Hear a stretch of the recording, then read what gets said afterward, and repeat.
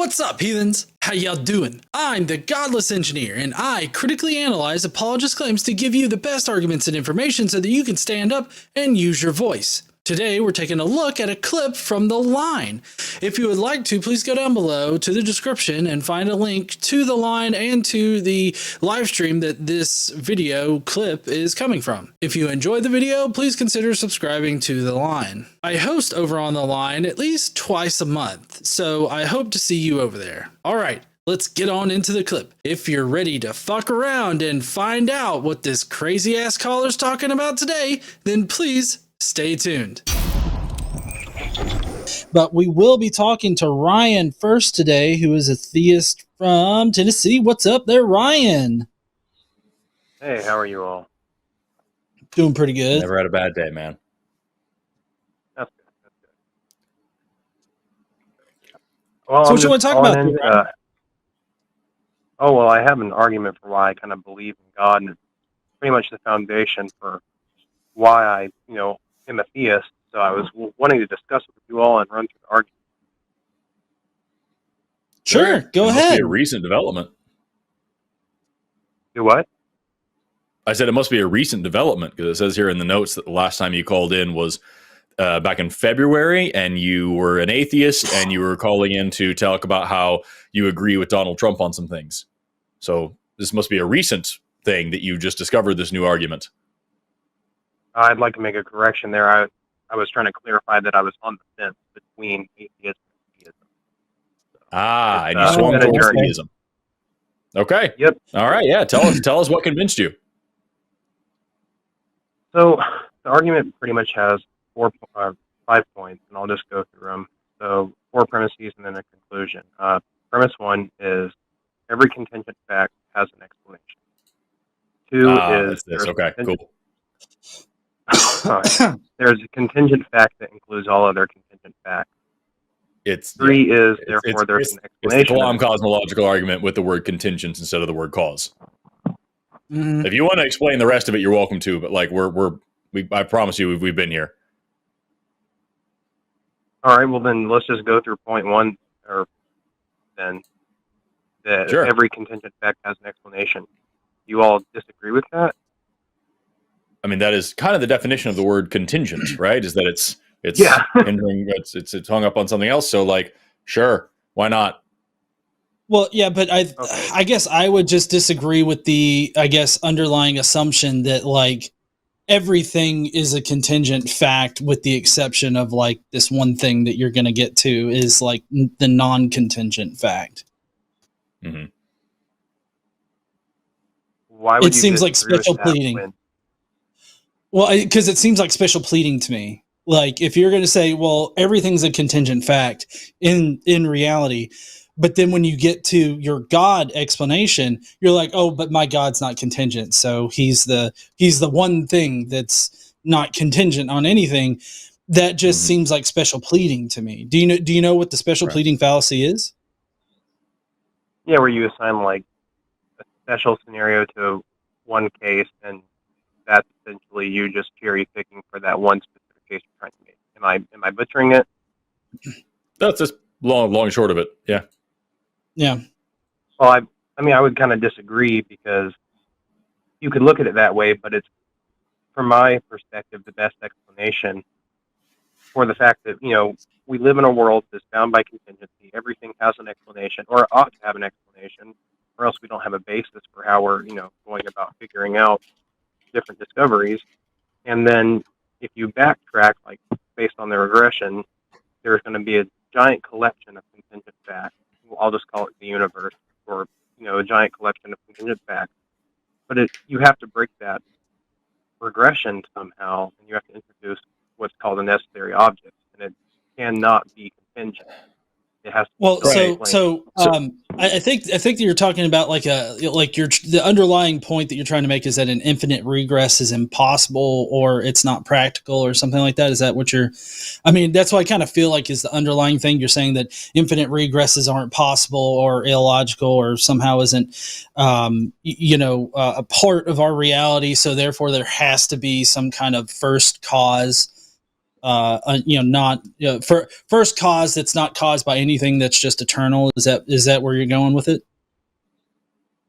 Essentially, yeah, there has to be some initiation that it itself is eternal.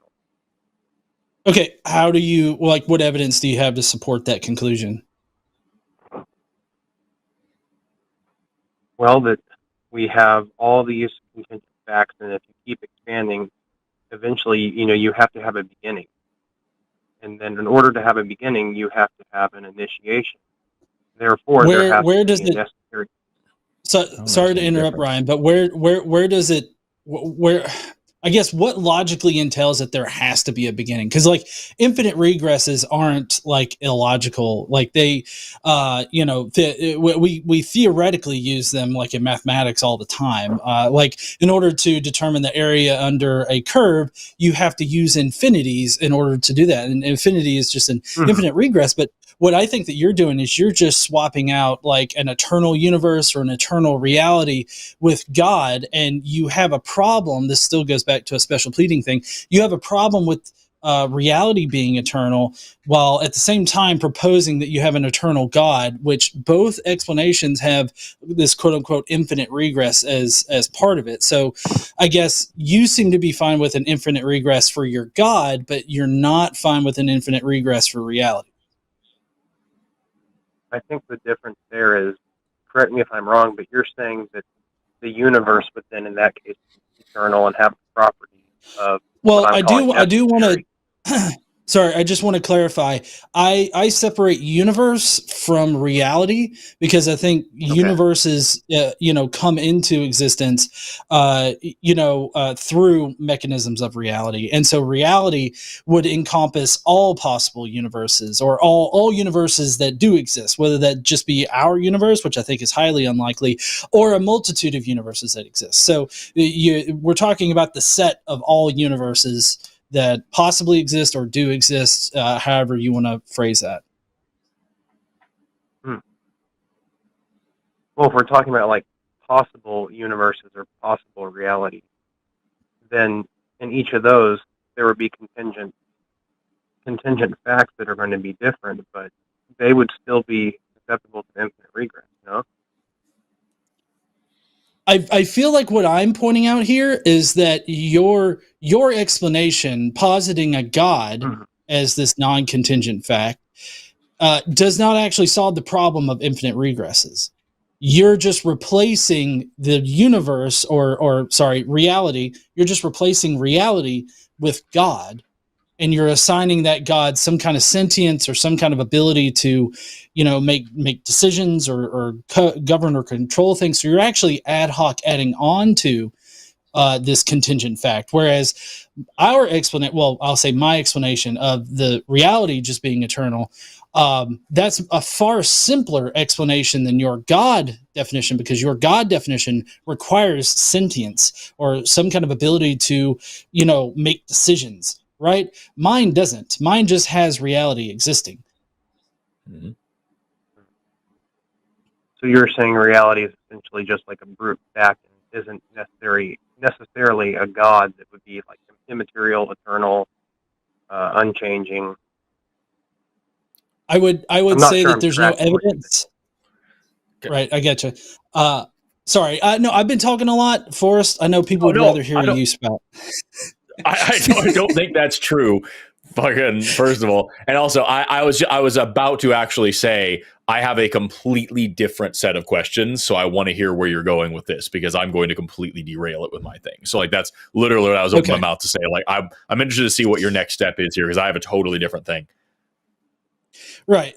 So, can you repeat your question one more time there, Ryan? About what I've said so far? So I'm trying to make sure I understand. You're saying that you have an equally valid but far simpler answer, that is that the reality, which is, I guess, all-encompassing of the universe, possible universes, is just its own brute fact that is necessary in itself, meaning that it has the same properties of what we would call God, immaterial, eternal, Well, necessary, non.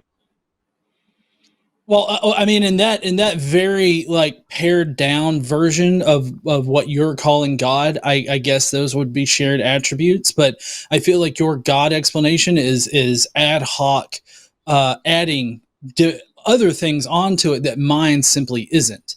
And so, like, I don't see any evidence for reality needing to be created. I think that reality is just, it's a fundamental fact that it's just always existed. And what I'm saying is that my explanation has far less ad hoc stipulations tacked onto it than yours does, because we already know reality exists. We're existing in reality right now. Yeah. Most of us, some people out there don't, but we're already existing in reality now. So we know that reality exists. We know that energy can't be created or destroyed. It can only change form. And so with, the basics that we know about reality, I don't see any kind of reason for reality to just start one day. It seems like reality is just this eternal thing that everybody wants to call God, but when you call it God or you assign it some kind of agency, you're ad hoc adding stipulations onto the explanation, which makes your hypothesis far weaker than mine. I also want to just very quickly say, and this is not nothing to do with what you're talking about here, Ryan.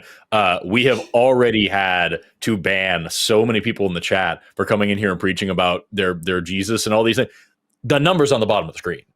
You're not going to get anywhere in chat. They're going to ban you. You have 2 people here who are willing to take your call. Call the number on the bottom of the screen. Ryan, please continue. All right. So you're saying that my hypothesis is far weaker because I'm positing an additional, I guess, characteristic and calling it God, and you are not. You are saying that it's simply just the universe as is, and that there's no need for an initiation or a beginning. Well, yeah. So yeah, well, so essentially what I'm saying is that that there's no evidence that reality, which I wanted to separate reality from universe, because universe is a very specific thing. Reality, I don't see any kind of evidence or any kind of reason for it to have just started or needed to be started, considering all of the information that we have through science and just observing our reality and all the knowledge that we've collected so far. It seems most likely like there is an eternal aspect to reality, but I think that that's just reality itself. Whereas you're stipulating a personal God to explain why reality started in the first place. You're saying that this God outside of reality, by the way, made the conscious decision to start reality, start this particular universe, as well as any other universes that could have existed. And I'm wondering if you can acknowledge how much you're tacking on to just the shared attributes of reality. Like you're having to tack on a whole bunch there.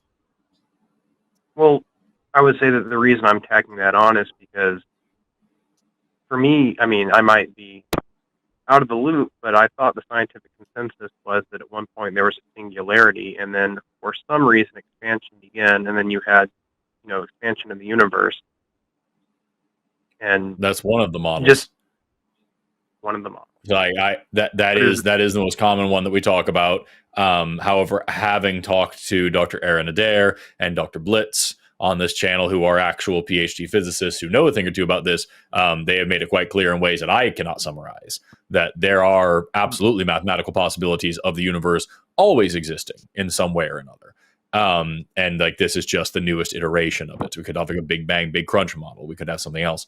I think the thing that gets me about this is that, like, you keep talking about God as if it's this necessary thing, as if there is something that must be the cause of everything in the universe, as if the laws of nature couldn't also serve their own purpose. I think about the analogy of like rock, paper, and scissors. You know what I mean?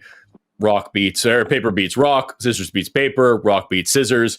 They are all contingent, and they are all contingent on each other. And there is no fourth thing that is contingent to the game. You could argue, well, somebody has to have a hand to play the game, but like, that's not the point. The point is you have this set of rules, and all the rules are factoring into each other. So like, the rules of the universe could very well be just a thing that happens this way because of the way that reality is. But beyond that, there's a limit of what I understand. And I'm willing to go to that limit and say, okay, I don't know what else is here. I'm not a physicist. I don't know what happened before the Big Bang. As far as I know, before the Big Bang doesn't even make any sense. That those aren't words that have meaning. I don't know what, if anything, this universe is supposedly contingent on. And if it was contingent on a thing, I don't know what that could possibly look like, because I have no context for what would be outside of everywhere in a time that doesn't happen in a place that's not like that. I don't know what the fuck any of that is, and there's no way for me to contemplate that with my stupid monkey brain at the current moment. I don't have the paradigm, I don't have the structure for that at all. So I'm willing to just say I don't know. And you are coming to the same point of I don't know. You're approaching the exact same ignorance as me and saying I don't know, therefore it is magic. There's a guy, and this guy whipped up all this stuff out of nothing because he's a space wizard and he's cool like that. And it doesn't matter that that's completely unfalsifiable. There's no way for you to prove that wrong or right. It just, there's this fucking guy, and it's good enough for me. And I'm willing to just be more honest than you and say, I don't know. And I hope to find out someday. But as of right now, as far as I can understand it, there is no logical necessity for this God, nor is there like a strong argument for this God that couldn't be made for literally anything else that you would certainly find absurd, but I could say it made the universe just as well and have just as much evidence, which is none. And there's just no reason to move forward with this argument as if it means anything besides the fact that the person making it isn't very imaginative. That's all.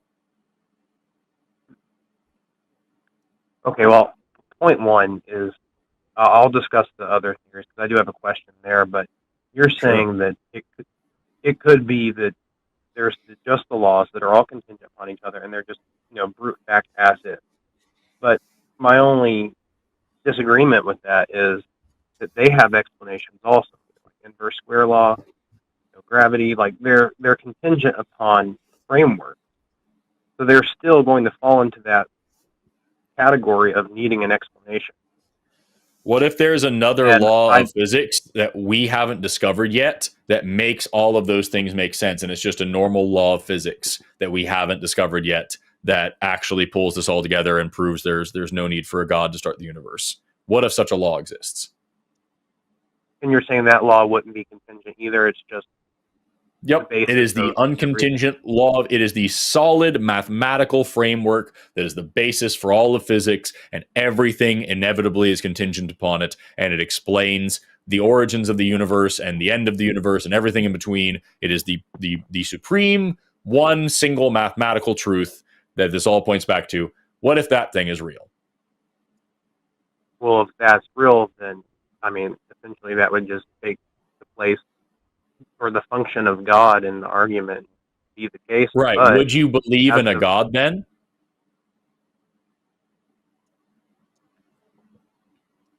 No. No. So here's the thing. I have exactly as much evidence and exactly as much reason to believe in this supreme mathematical law as you have in your God. We've both made the exact same argument. The laws of the universe seem to be contingent upon something. I don't know what it is. I'm saying it's just more physics. Everything has been physics so far. It's physics all the way down. And here at the bottom, we find more physics. And you're saying at the bottom of all the physics is a guy. So we both know nothing, and we've both made claims.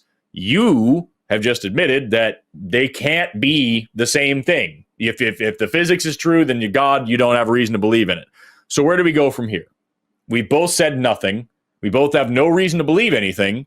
Wouldn't it just be so much nicer to say, I don't fucking know, and I hope to someday, and I am withholding any belief in any supernatural things until I have a good reason to believe in them that isn't just logical convenience?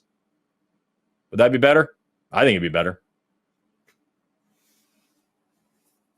I mean, yes, but it annoys me to not have an answer. As someone who grew up in a church, Me too. That's why I became a scientist. I wanted to know more stuff about more stuff. But it never annoys me to not have an answer, to the point where I am willing to just make up an answer and pretend like I found out something about reality. That's not appropriate or acceptable to me. So like, if I don't know something, I'm not happy about it, but I'm just going to say I don't know, and I hope to find out someday. At no point I hope I would ever say, I don't know, maybe it was fucking fairies. Maybe, you know, there's some stuff that we don't know about, you know, human evolution. We're not entirely sure on the selection pressures that drove hominin-specific adaptations. That's what my research was in. And there's a lot of questions. And maybe fucking fairies did it. Maybe some fairies came out of the bushes in Africa and just wiggled their fingers at us and made us walk upright a little bit better, and made us, you know, give birth the way that we do, the horrific way that we do, and taught us how to eat meat and taught us how to make stone tools. Maybe it was all that, but maybe not. Probably not. And until somebody proves to me that fairies exist in the first place, I'm not going to consider that they are a logical or possible explanation for hominin-specific adaptation.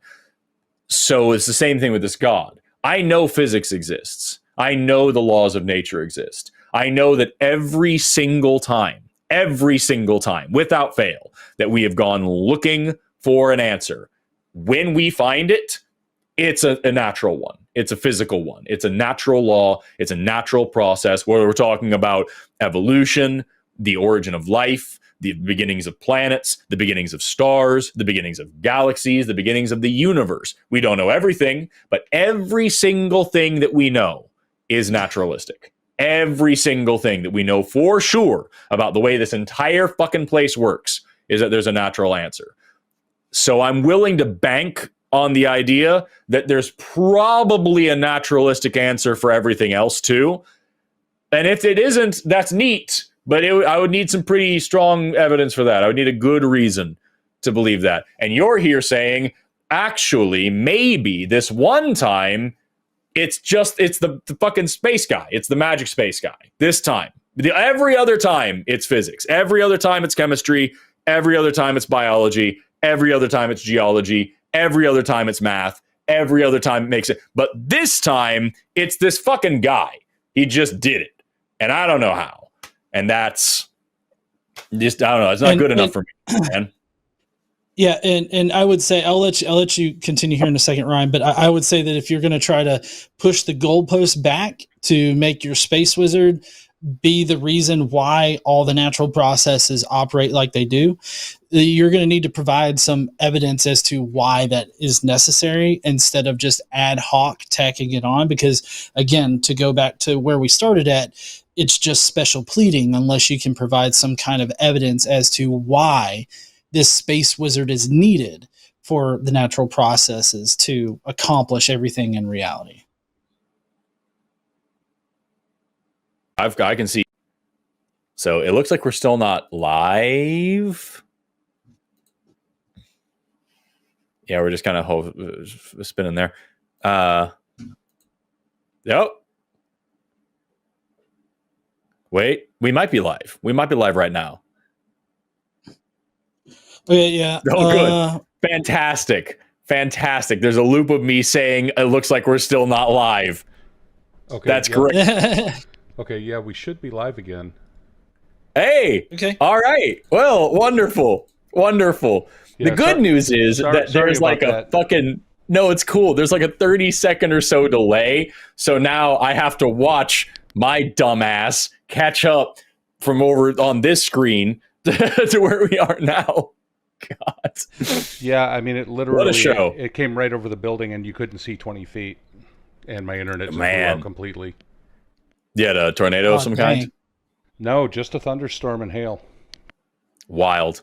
Well, that's what happened today, folks, is that God tried to stop our producer from producing and failed. So we win, I guess. Yeah, which I believe Ryan has called back in, but we don't have a host connection just yet, I don't think. Yeah. We're working on it. Y'all. Yeah. Please be patient as we try to figure out how to do internet. Technical difficulties. Ready with to connect. GE. Click connect to show now. You are connected as the host. Welcome, if host. you can hear You that, are now in the host room and can you're manage welcome. your callers from the call-in studio. You can now manage your callers, everybody, from the call-in studio. Yep. Aren't you glad? I think we're going to get Ryan back on to kind of close out that discussion, and then we do have some more in line, so we're going to get Ryan back up here. What up there, Ryan? You back with us?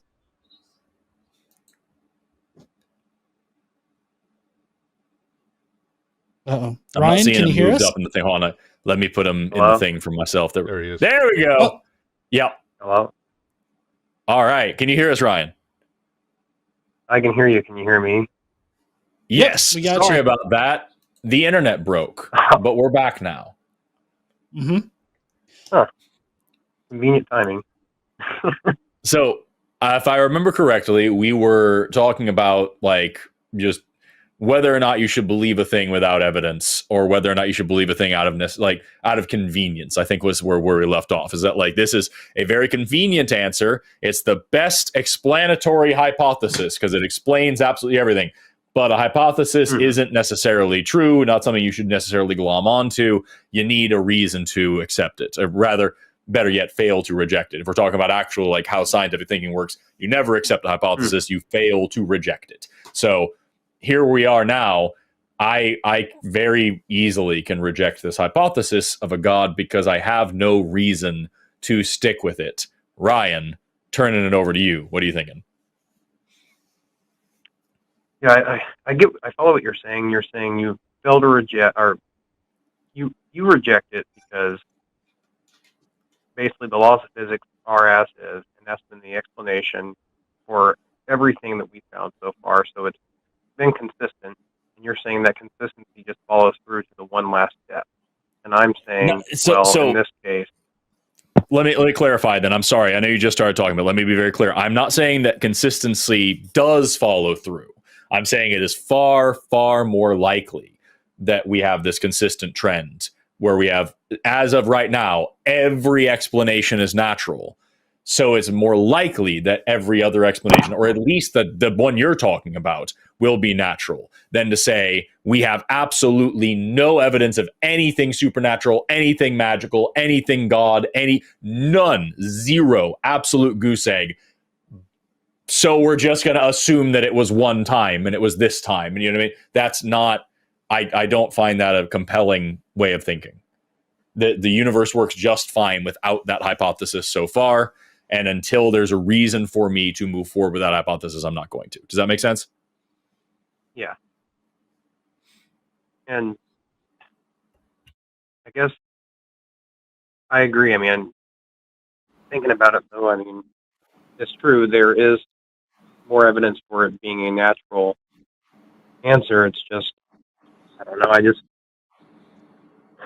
That explanation kind of seemed to fill the gap and still agree with what I grew up with. So it seemed like a fit all. Right. But like, I don't have to tell you that's a shitty reason to believe a thing, you know? Yeah. That's fair. So like, that's where we're at right now is like, neither one of us have a good reason to believe in this stuff. So I don't. And you do. Mm-hmm. And I'm curious to know why that's good enough for you. Well, going back to your earlier point, I didn't know that there was other current theories on how the universe began, or I should say, the situation of the singularity. Could you clarify on that a bit more? Because that, is new to me. Because I'm not a physicist. I told you everything that I'm qualified to tell you. So I would talk to Aaron Adair. He's one of our hosts here. Dr. Blitz is one of our guests here from time to time. I was actually probably going to have him back on next month if I could. So like there's opportunities to talk to people who are actual physicists and can discuss this stuff. As of right now, you've got a biologist and an engineer here. So like we're not going to be very helpful on that, I don't think. But it's just to say, even if that was the case, even if that was the only idea that we had, still not a reason to put magic into it.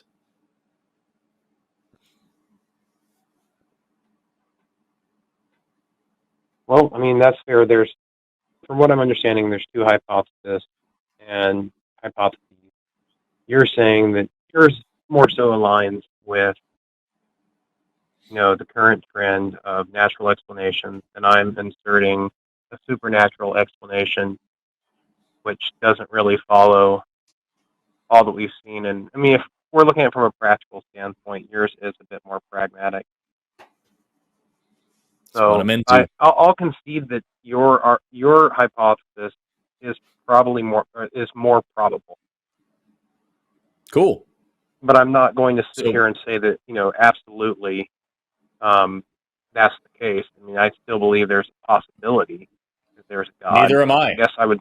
We are not hard atheists. We're not saying there's absolutely, because the thing is, man, it's not a dichotomy. It's not that there's only two hypotheses. It's not that there's only two positions. If I tell you there's a God, you can either say, yes, there is, no, there isn't, or I don't believe you. So yes, there is and no, there isn't. Those both require evidence. Those both require a reason. You have to have something to back that up. I don't believe you functions the exact same way as no, there isn't, but it's contingent. You're willing to change your mind. So if you tell me, if I tell you right now that I had a lobster for dinner last night, like, that's not a big claim. If you really wanted to check, I could give you a receipt. I could show you a shell. I could, it's something, you could sift through my feces and find the biomarkers of lobsters. I don't know what you want to do. But like, if I tell you that I can fucking fly to the moon, just by magic, whatever the fuck it is, that's a much more expensive claim to make. And I should be paying the price of a lot more evidence and a lot more reasoning and a lot more social capital as well for having said such a crazy thing. And so you should expect more than a receipt for my fucking moon shoes than to say, okay, yeah, I guess he does just go to the moon whenever he wants to. Now, you need to see some more evidence for that. And you can just say, I don't believe you. You're not saying I can't. Maybe I have been to the moon. You don't know. But like, you're just saying, I don't believe you. Until you give me a reason to believe, then I'm not going to believe it. And that's where we are with this God. There is no reason to believe such a thing exists, just as there is no reason to believe in Santa Claus, no reason to believe in the Easter Bunny, no reason to believe in the Tooth Bunny. There is reason to believe in the Tooth Bunny.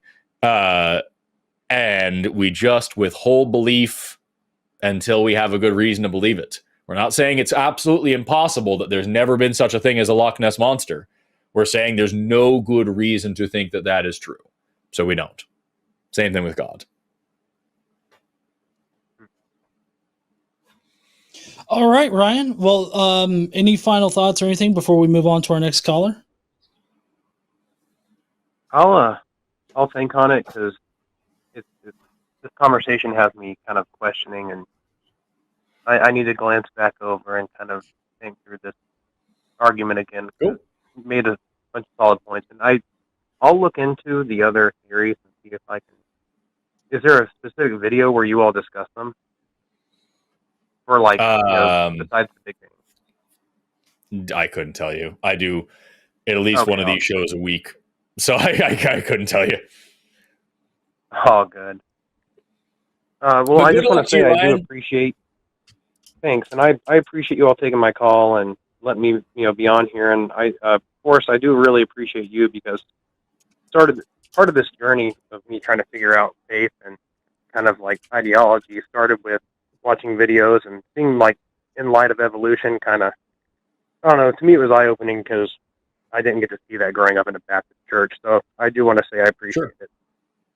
Well, thank you. I appreciate that, and I appreciate you watching and all these things. And I enjoyed the call. I'm sorry I'm a little bit sleepy right now, but I did enjoy the call, and I think it was productive. So I can't wait for you to call back again and tell us about your atheism someday.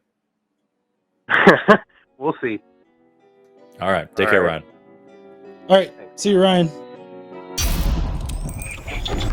Well, heathens, that's going to be it for today's clip from The Line. Again, if you would like to subscribe to The Line, their links are in the description, so please go down there and subscribe. And as a reminder, I do host over there at least twice a month on either a Sunday or a Monday. So if you want to see more of me answering questions from callers, please go over to The Line and subscribe.